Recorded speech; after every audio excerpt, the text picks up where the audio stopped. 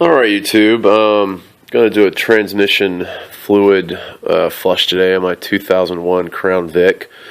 Just did an oil change. I've already got it jacked up and got a fluid drip pan and my sockets it out.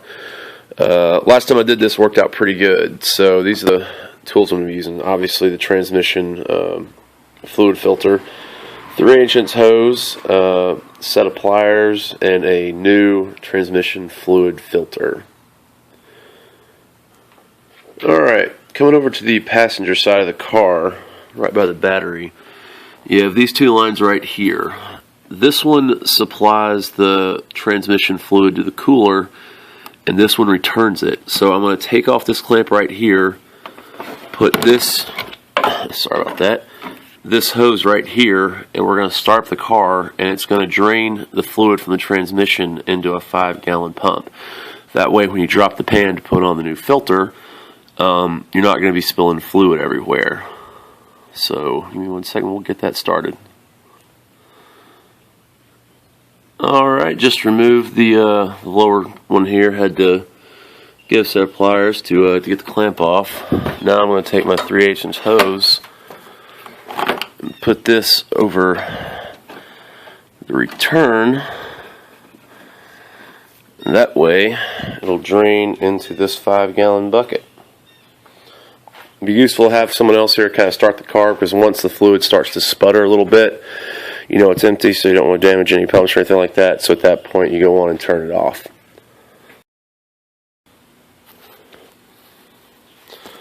Alright, one of the things I did here, I put on a little clamp because it didn't really seem to have a really tight fit. So this is what we're going to do. We're going to put it in the 5-gallon bucket. Alright, go and start it.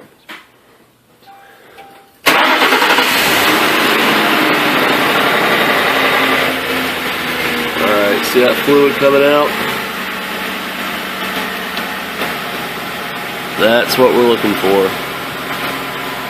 Got a little dripping going on right there, but that's why you have a drain pan. We'll go and get that.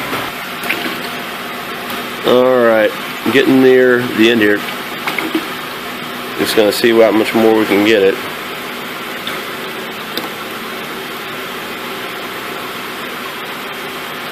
Alright, go on and cut it.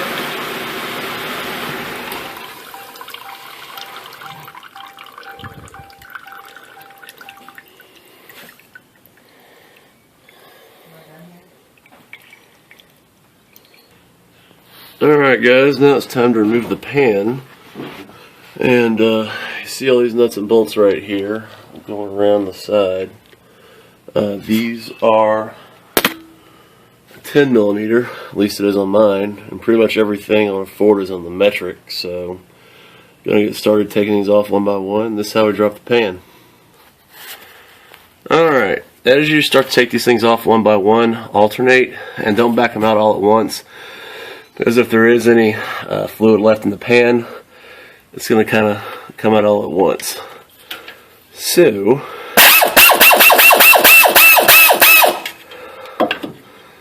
we need to get an extension on this thing.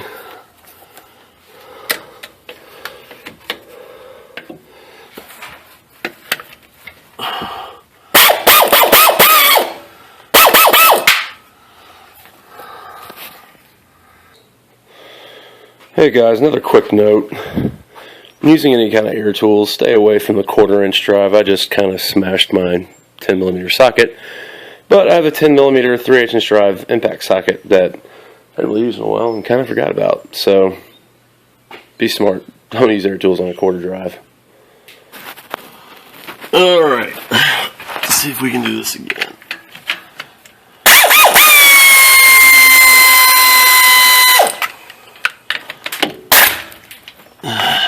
Helps keep your airline connected, but hey, you're getting the idea, right? Alright, you can kind of see all the screws are kind of loose at this point. I haven't had any drips after the seal is broken, so I shouldn't have too much fluid left in the pan. Alright, I've taken out every screw except this one and this one. Reason for that is you don't want to put too much stress in the pan, and if there is weight in it, it'll kind of warp it a little bit. Not this one isn't already.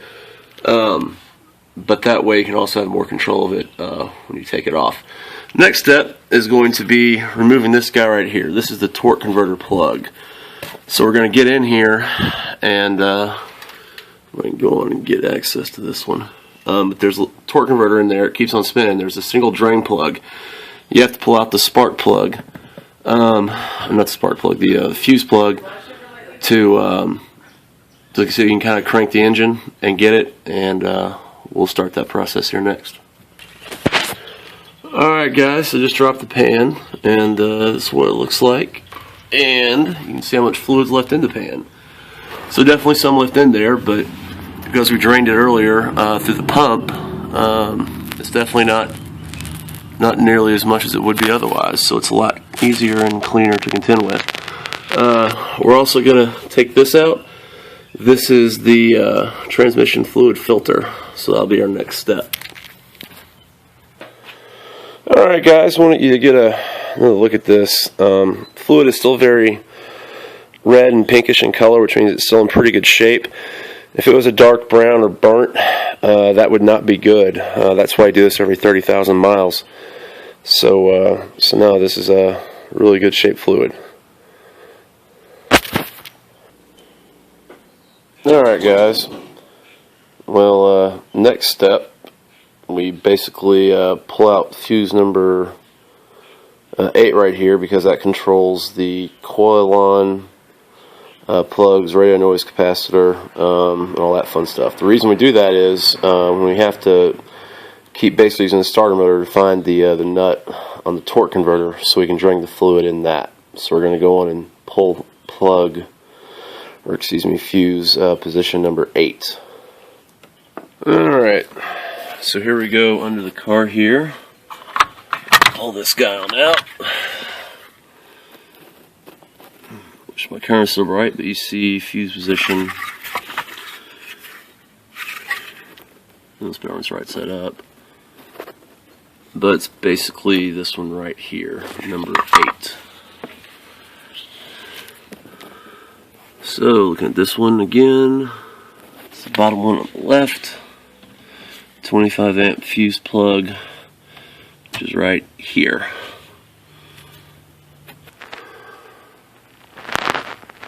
Alright guys, back under the car again. Now that my camera's not zoomed all the way in, I already kind of got this started. But again, this is the drain plug for the torque converter is. And obviously the plug's not there. When you start it and hit it just right, you'll see a little bolt, and I can feel it right now with my finger right here, but there's just really no good way to get to it. But you can kind of see it right there, and that's what we have to get to. While you're under here, this is probably done dripping the fluid filter, so you can kind of gently go on and pull that off, and it's probably going to leak a little bit more, but just make sure that there's not a rubber seal still stuck on there, that it is still on this one, because you don't want anything to kind of get stuck in there to get going along some gears. I didn't feel a seal. I'll check the new one to see if it has one on there, and if it doesn't, then I'm not going to worry about it.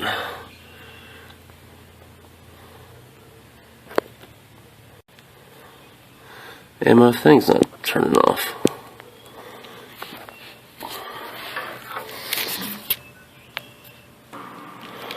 Alright guys, this is something you need to look for. Just check the new filter, and it obviously has this yellow gasket, which I'm pretty sure is still in my transmission.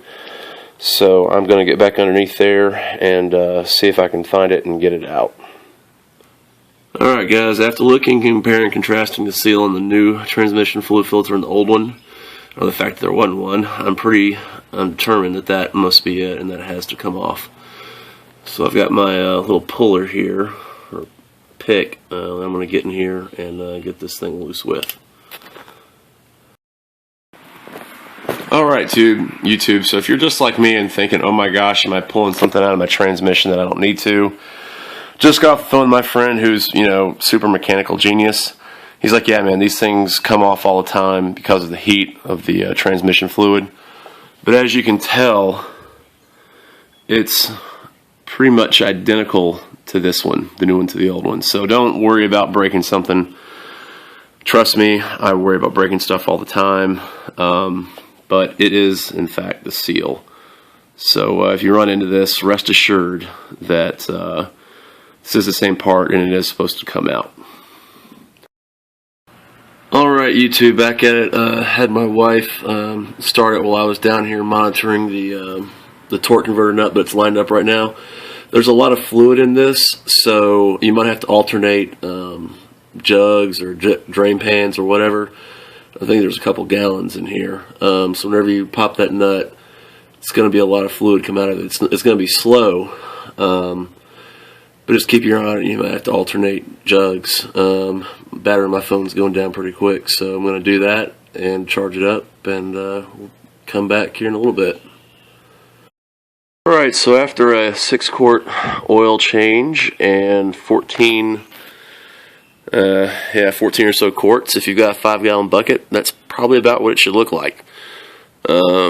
So next step is to put the torque converter nut back in and put the pan and pan seal back on and take it from there. Alright, so back underneath the car again, just finger tighten my torque converter nut, and now I'm going to install the new transmission fluid filter. So this guy lines up here. Make sure that that's good and snug. Get my hand out of the way so you can see it.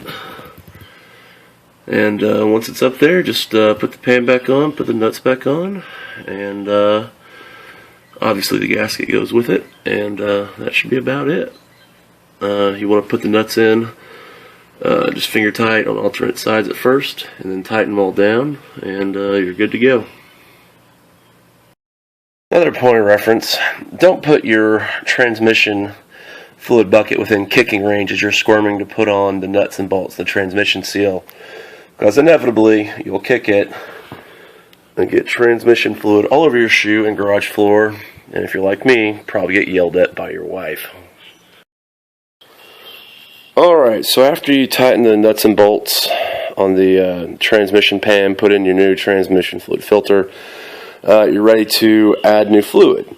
Now, here is the crazy part about Crown Vics. The transmission fluid dipstick is way the hell back here. I'm not even sure you can see it, but it's a little orange handle thing. If you had low light conditions or big hands like I do, it's pretty much impossible to find. So what I have done the last time I did the transmission fluid filter job is just tie a little D-ring to a string with the filter so I can pull it out. So at this point, you go and put your filter. If your filter's like mine, it's probably got some dust and crap in it, so wipe it down before you put fresh fluid filter in there and try and give it as clean as possible. So that's our next step. Alright, I've got my funnel in the spout for the transmission. You're going to use, and like I said, this is a 2001 14 quarts of Mercon 5. I have 13, but I'm also going to add a quart of Lucas. Not that my transmission has any difficulties right now in terms of lubrication or slipping or anything like that, but I personally believe it's a good preventive maintenance thing. A lot of guys will say, why would you put something in it? I've heard a lot of guys have a lot of success stories, so I figure it can't do any worse, but that's your own personal call. I'm going to basically put half in, start it up, just leave it in park, let the fluid start going, and then add the rest, and the Lucas goes in last. The Lucas basically has a consistency of maple syrup. So if you can put it in some hot water, just kind of get it a little bit more fluid, that'll probably help you out. But other than that, that's about it. So getting pretty close to the end. Alright, so we've got 7 bottles in. So just a reminder, if you have not yet already done so, Remember when we disconnected this guy to drain him out? Need to go on and hook him back up. And also with the fuse underneath the steering column, you need to go on and start the fuse back in so you can have spark to ignite your fuel to get the motor turned over. So that'd be our next step. Alright, YouTube, got the car back on the ground. I have 6 quarts of fluid in there. I may have goofed. I'll include a link. It's a very good written description. The one I've last time I followed, I should have paid closer attention to this time, and how to do a complete flush. But anyway, basically at this point, we're going to start the car, let it idle, work through the gears to get fluid back in the torque converter, and from there, just going to do that a little bit and come back and add the remainder of the fluid and take it from there. Alright, YouTube, I have put in all but one of the quarts of fluid. I just put in my Lucas after putting it in the warm water for a little bit. It was like a little tea kettle that's probably close to boiling. Letting it sit there for about 10 minutes made it go much quicker than it did otherwise. So at this point, I'm going to take out my filter. I'm going to put in my stick. I'm just going to basically take it up and down the driveway. Let the fluid warm up, then I'm going to check it again with the transmission dipstick to see where I'm at. Again, basically the only reason I'm not putting in the last one at this point is I can't account for the fluid left in the lines because I didn't do a complete flush. Just, that's up to you. I'll include the link again for if you want to. And we're going to see where we're at on the fluid, and that may be close to getting done. Alright, so just checked the level in the transmission, and after getting it to normal operating temperatures and putting it in park and letting it idle while checking it, I found that I'm still probably about a quart high. So in retrospect, because I did not do a true flush by purging the lines and the radiator, or the transmission fluid cooler, that I probably should have put in 12 total quarts. But anyway, I put in 13 with the Lucas. So I'm just going to basically disconnect this line again and drain out a quart, and that should wrap this up. Thanks for watching, guys. Welcome your comments, and hey, this is my only second YouTube video ever, so I hope this helps some people.